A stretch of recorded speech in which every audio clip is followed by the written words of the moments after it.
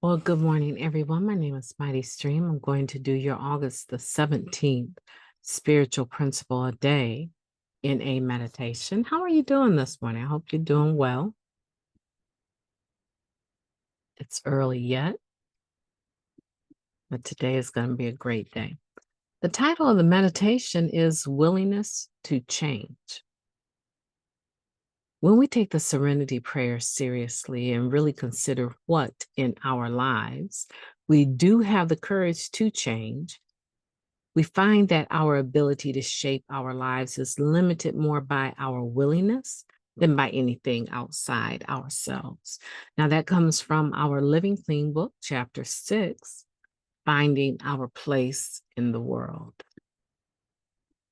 We say the serenity prayer so often in a meetings that it's easy to do it by rote, without intention or commitment.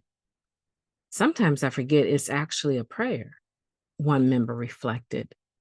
It was only when it was suggested that I say it outside of meetings as a prayer for willingness that I began to connect to it, to really use it to help me in a moment of strife, confusion, or indecision. It helps me get real, another member offered.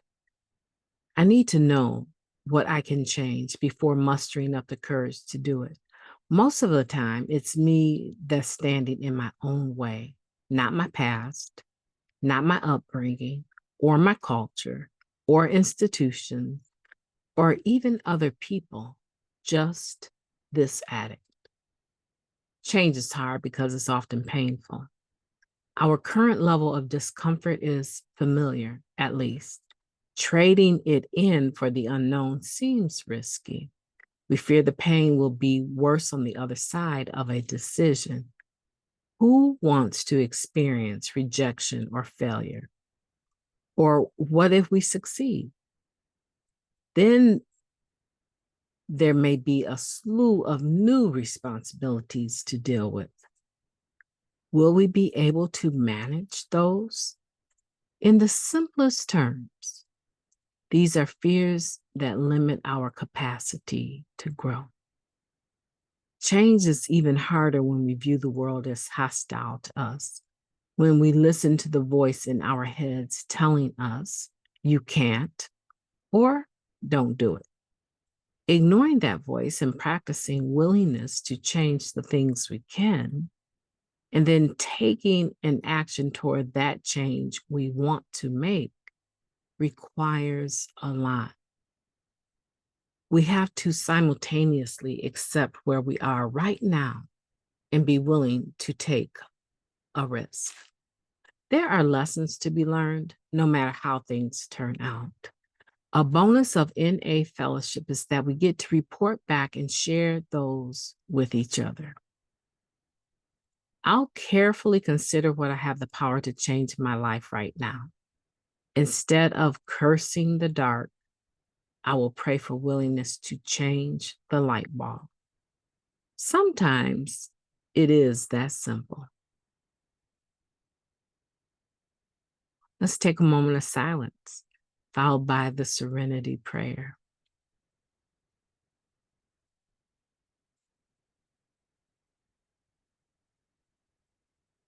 Thank you. God, grant us the serenity to accept the things that we cannot change, the courage to change the things that we can, and the wisdom to know the difference. Just for today, please and thank you.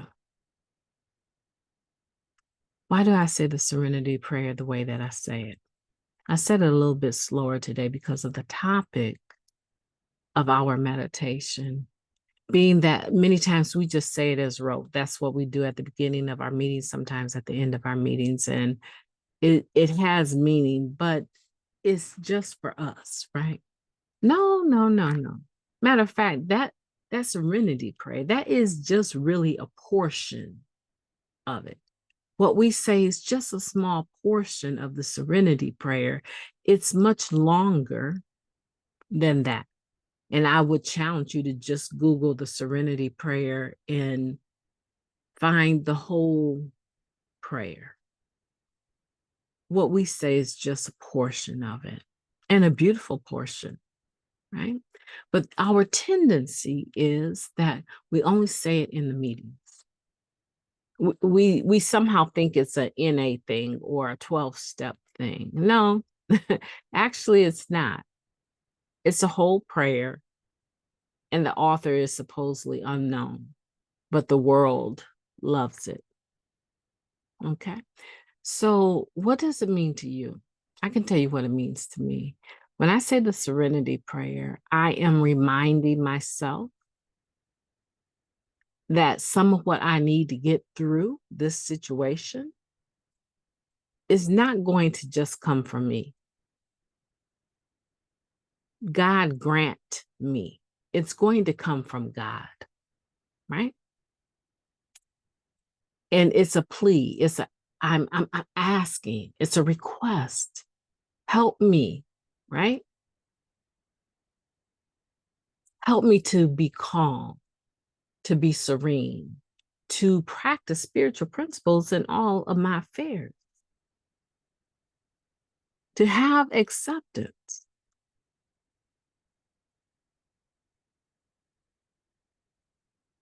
Grant me the serenity to accept the things that I cannot change. Oh, what else is there? When there's something that you have absolutely no control or power over, what else is there for you to do? Well, okay, I'll tell you what I might do. I might stew about it. I might gossip about it. I might scream about it. I might cuss about it. I might, it doesn't matter what I might do. It's not going to change anything in reality. It's not going to change the situation. It's not. And most of the time, it involves another human being. So it definitely is not going to change what they do or do not do.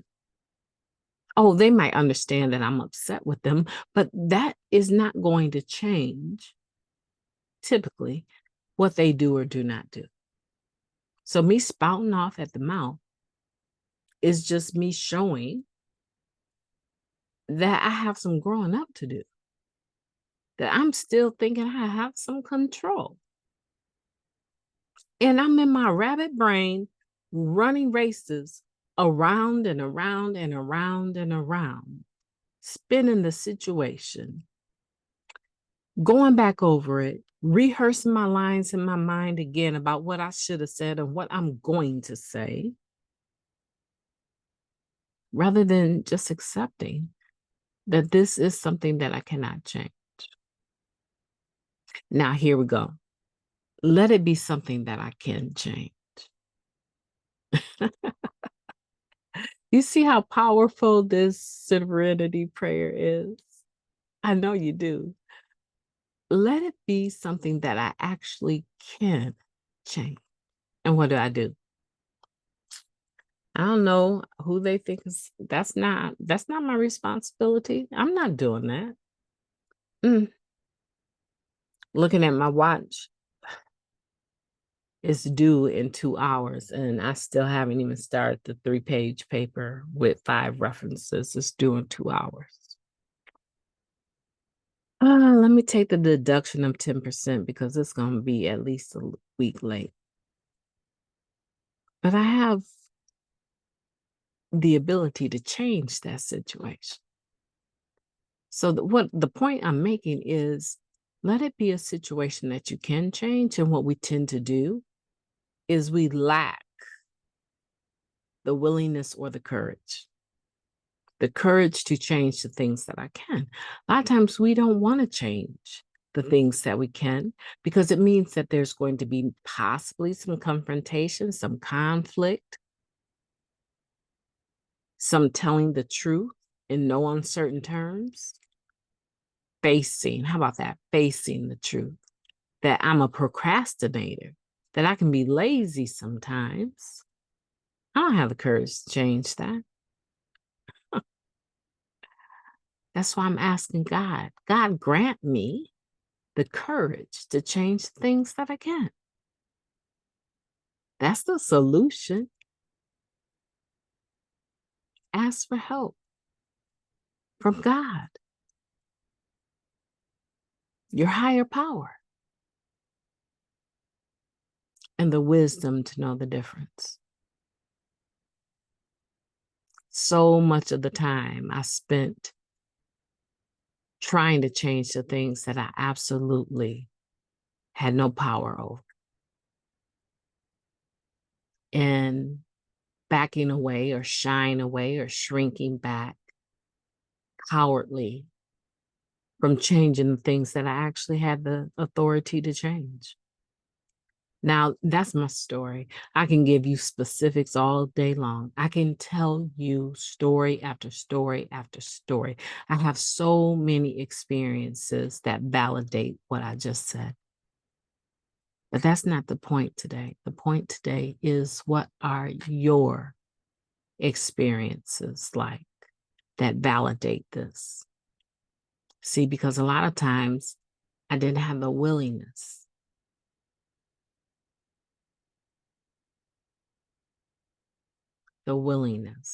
to change. I didn't have the willingness.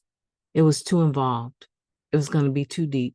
It was going to take too much time. I was going to have to drive too far. I was going to have to stay up too long. I was going to have to work too hard. I was going to have to go another mile.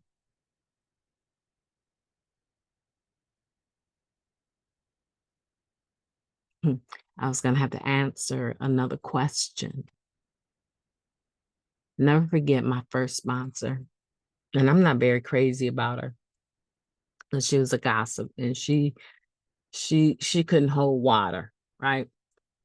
Uh, my first sponsor, I never got to do my fifth step with her. I refused. I refused to do my fifth step with her because I knew all of my other sponsees' business, right? I was one of the people that she actually, when she needed help, it was almost like I was sponsoring her. When she needed help, she would come to me and she would go over her plan on how to deal with a certain person, a sponsee. And I would know everyone's business and have to act like I didn't know anything because she was always spilling the beans, right? Let me tell you the one thing this woman did for me. I mean, later on in life, she did many other things and we're friends today. But let me tell you, during that time, my first sponsor was sponsoring me. The one thing that she actually did for me, she caused me to understand that I hate to be questioned. I hate when people question my intelligence or my decisions or my behavior. She revealed to me that I was not very humble at all. That's the one gift. That is the one gift that woman gave me. I was about to divorce my first husband, and other people had met him, and other people loved him. He wasn't in recovery, just a really good, kind guy. And I didn't think I deserved such a sweet spirit, right? And I was doing everything I could to sabotage, push this little angel away from me so that I could be reckless in the rooms of recovery, right? And I remember leaving the meeting that I was chairing, and we were walking out to my car. And she said, "So what's going on with you for real?" So while I'm going through a divorce, she my sponsor, right? I'm going through a divorce, if you must ask. I'm telling you, I rarely shared any of my business with her because I was too busy listening to hers. And if I called her to share something, it was going to get switched around to what was going on with her, right? So I'm telling her I'm going through the divorce. What do you think is wrong with me?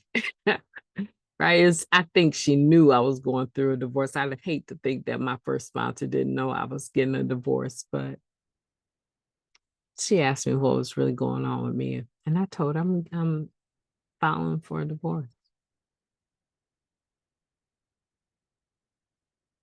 And she looked me in my eye. She said, "Why? Why? Just tell me why."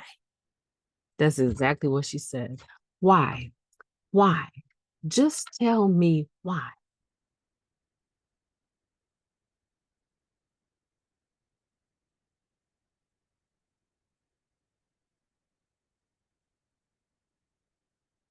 Hmm. And almost the same emotion that I had then is happening now. There was this dead silence, and my eyes filled up with tears. And even though I had all of these reasons why, in that moment, another human being challenging me to be able to explain my position. And I couldn't even make the sense make sense. I could not make my nonsense make sense. It silenced me. It utterly silenced me.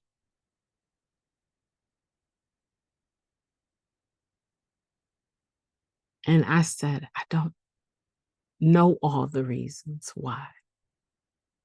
But if I'm going to live, I need to let him go.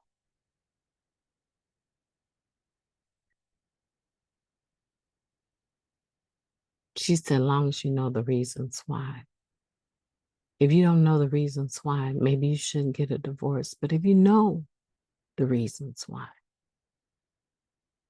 there's nothing I can say. And I drove away with these tears in my eyes, barely able to drive, knowing that the divorce was important for me. Because for whatever reason, my mental illness was just so intense at that time that all I could think about was not living.